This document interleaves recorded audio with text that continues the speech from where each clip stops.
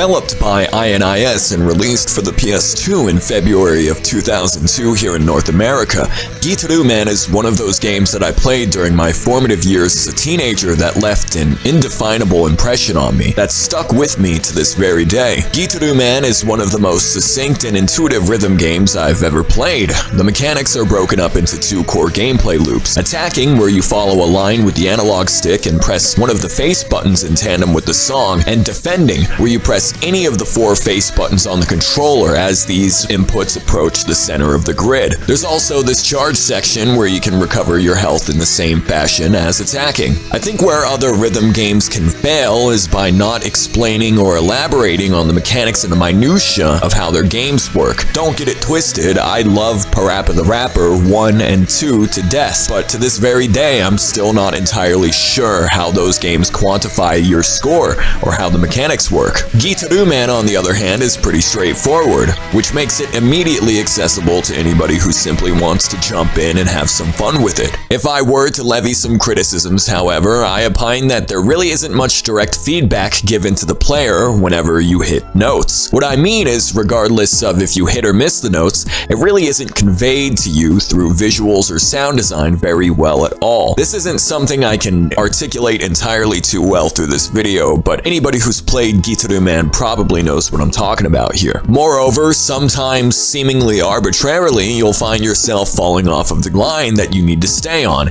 It's especially jarring with how jerky the animation can look whenever this happens, the cursor just snapping off the line. This is most notable in the game's 5th stage where you do battle with Ben K. Full transparency here, to this day I'm still not quite sure if this is just emulator discrepancies I'm dealing with, or if it was like this on the original PS2 hardware as well. However, when I did play Gitaroo Man through official means, the PSP port Gitaroo Man Lives, this would still happen to me frequently as well, although the PSP analog nub wasn't exactly conducive to fluid movement. Admittedly, I've never played this game on its original PS2 hardware. We'll get into that later. So for all I know, this criticism may or may not even be applicable to the game if played on a PS2, but I can confirm it did happen to me a lot on the PSP as well. In spite of this, I don't think that this will ruin anyone's enjoyment of the game. Right out the gate, the game catches your attention with its character design and striking art direction. To the best of my research, this game's artwork was helmed by Mitsuru Nakamura, who was also gone by the alias 326. His art has this decidedly colorful, zany pop-punk hip-hop attitude to it that I really think helps service the overall tone and vibe of the game. I wish I was able to find more about this guy because his artwork rules, and every illustration I've seen of his is a lot of fun. The amazing art direction goes beyond the character designs as well, lending a lot of style to the main menus that you'll navigate through. The UI elements have this really pop-adjacent style that belongs right at home with design sensibilities of the early 2000s, especially in the indie landscape. It gives me heavy Britpop invasion vibes. Gitaroo Man follows the story of Yuan, this loser kid who's an aspiring skateboarder, even though somebody should really tell him that this thing he's riding on isn't a skateboard.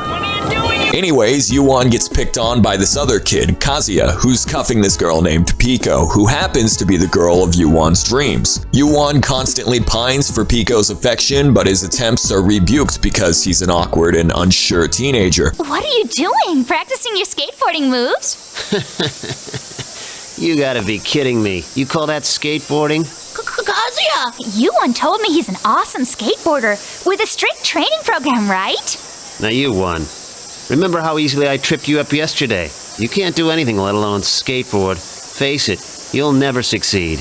Not in 100 million years. Much to his dismay, one day after coming home from presumably bailing on his skateboard a bunch and eating shit on the concrete, Yuan's pet dog Puma informs him that they have more important matters to attend to. Turns out Puma is actually a robot that bestows Yuan with an instrument from outer space called a Gitaroo.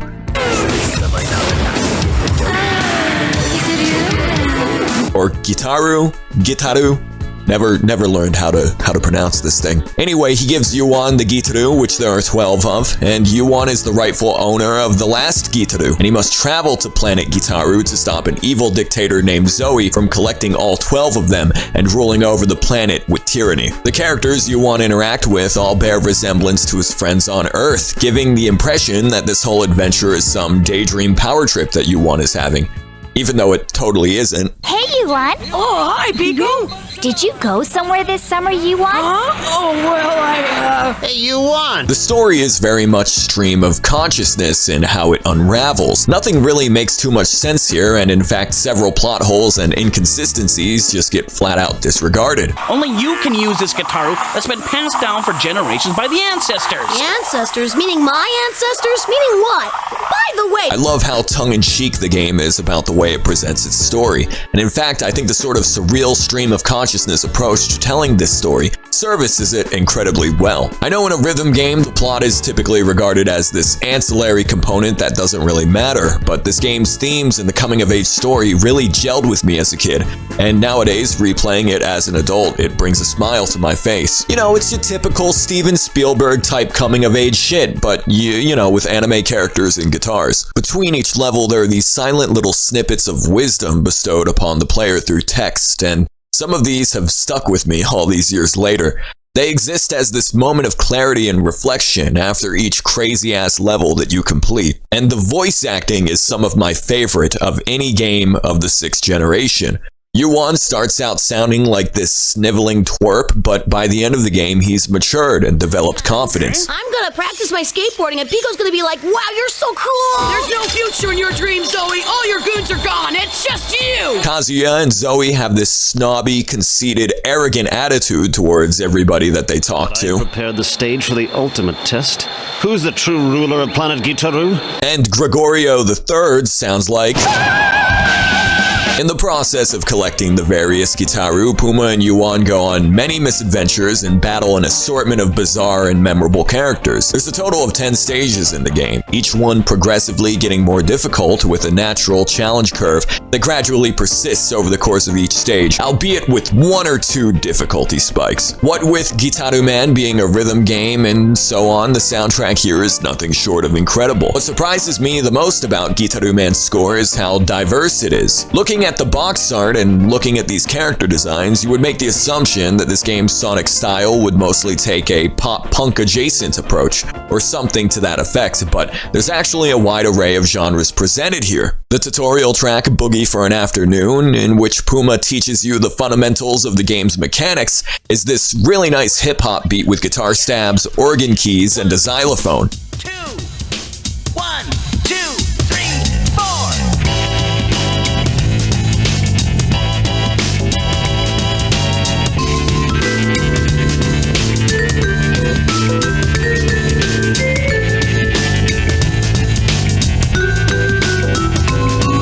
It's one of the most slept-on songs off of this game's score for me personally.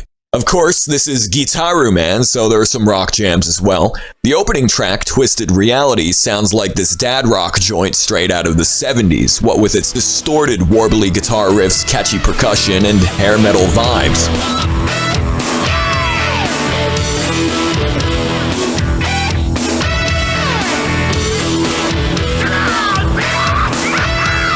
And also, somebody's having a manic episode delivering ad-libs over the track.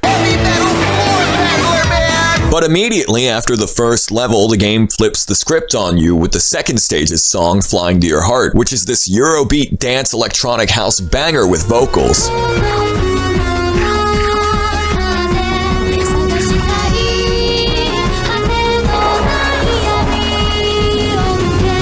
And it doesn't stop there. Later on in the game, there's this drum and bass track where the player is forced to defend for themselves with no attacking component whatsoever, and the fast pace of this jungle track adds to the tense atmosphere of the stage.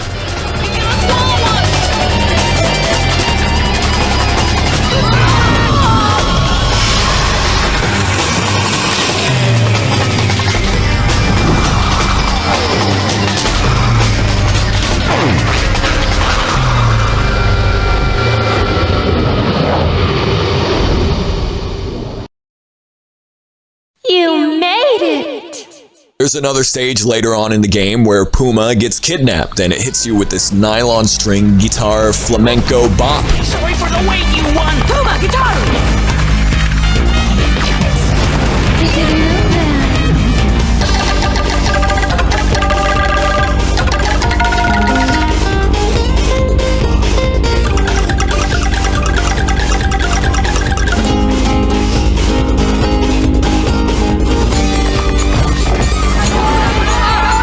fifth stage of the game is a dub joint, where U1 is in a Mobile Suit Gundam fighting a robot shark who attacks you by cutting up the wax on his turntable Gitaroo.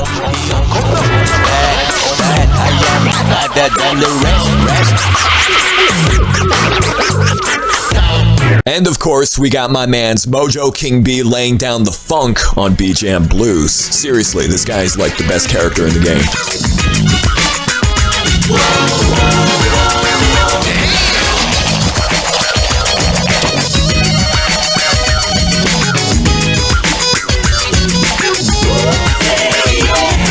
There's a lot of styles and genres covered here, and even more in the aforementioned PSP port, which adds a couple of more songs to the score.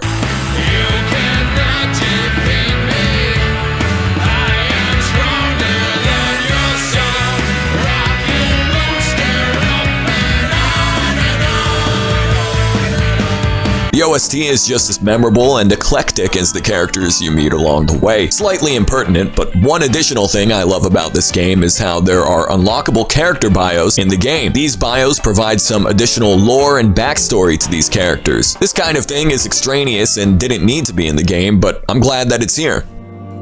Legendary hero of planet Gitaroo. Just look at the confidence in his fearless face. A worthy adversary, to be sure. As an aside, I think the dude reading out these character bios is supposed to be Gregorio III. You know, this guy. And the reason I say that is because of this angel bio, which says that they work for him. Caretakers of the great cathedral, which the Empire liberated from the Gittalines. Now these cherubs obey me in all things. Irregardless, I digress. This soundtrack is nothing short of phenomenal, and if you're gonna take away one thing after watching this video, you should at the very least check out this game's music. I mean, if you're watching this video on YouTube, you can just tab over, and I'm sure there are several uploads on YouTube alone of this game's soundtrack. This game's soundtrack did get a CD release, so let's go ahead and tab on over to eBay and see how much that's going. Alright, never mind. Achoo! Pico? My name's Kira. What are you doing here? Well, I just found this here and, Can I sit down there? Sure. So who is this Pico? I think my favorite moment in Gitaroo Man happens during the 6th stage. U1 and Puma are resting by a campfire after fighting the aforementioned robot Shark Gundam. And this girl approaches the two of them. The girl's name is Kira, and she sports a resemblance to the girl U1 has a crush on back on Earth. The following stage is this soft acoustic number that U1 plays by the campfire as they drift off to sleep.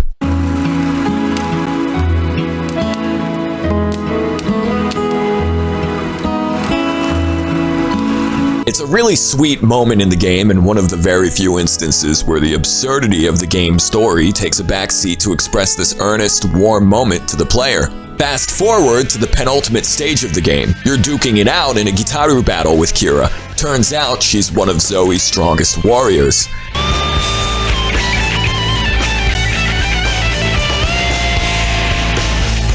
After a couple of measures, U1 backs down and refuses to fight.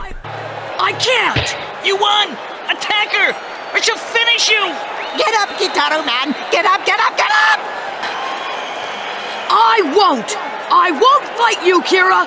The real enemy is Zoe! Busting out the riff from the song earlier, only now it's plugged in. The legendary theme.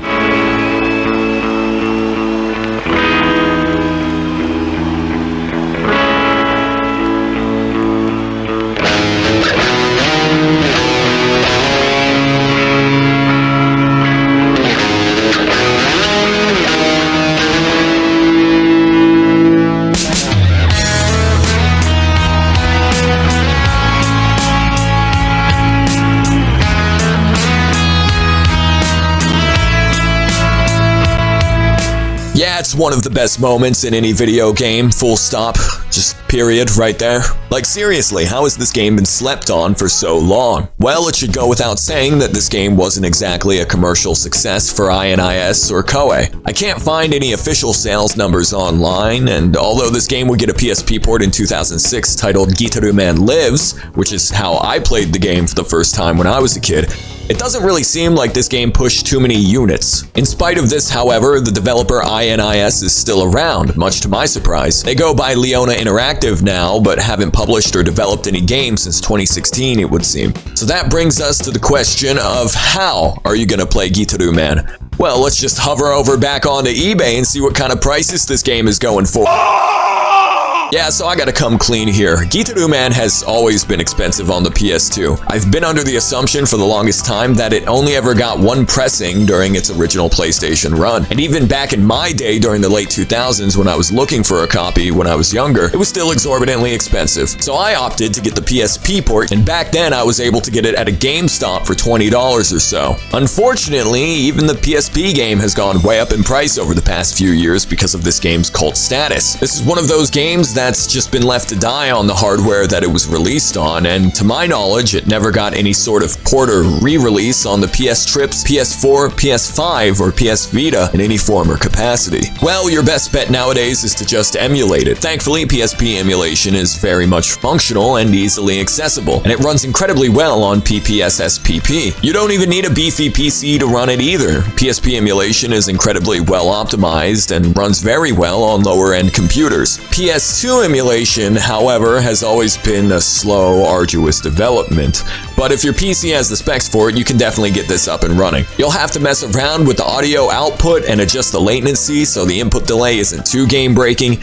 Even after about a half hour of messing with various different audio output and input settings, there was still some delay when I recorded footage for this. However, it didn't break the game at all. I was still able to play it and enjoy it, but unless you're playing this game on a PS2, on a CRT TV, there's really no way to play this game truthfully without input lag. I recommend using the nightly build of PCSX2 if you're trying to emulate the PS2 original. And if you're some dumb fuck who has moral quandaries with emulating video games from 22 years ago, I don't know what to tell you. Like I said earlier, if you don't have the disposable income to shell out 200 bones for a PS2 game, and who the hell has that sort of income, and you don't want to emulate it, at least give the soundtrack a listen. The thing that separates Gitaroo Man from other rhythm games like Vib Ribbon or Parappa, in my opinion, is how much the story, characters, and gameplay serve the game so much. For instance, you can listen to Parappa the Rapper's soundtrack without playing the actual game, and you could have an equally enjoyable experience. Gitaroo Man, in my opinion, is different. It's a wonderful game that unfortunately not many people have had the chance to play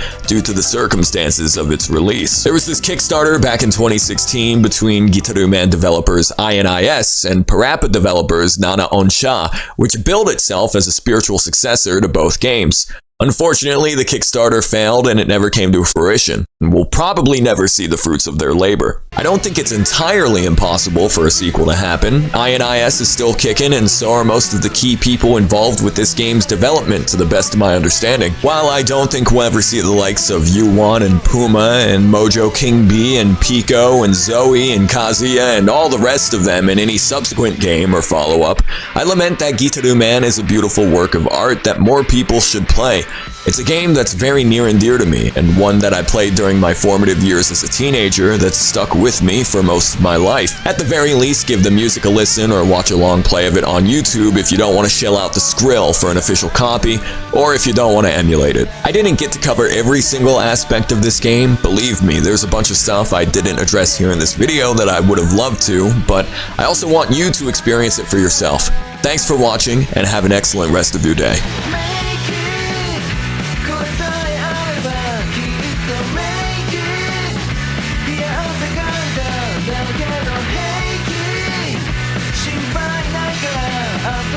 Chicken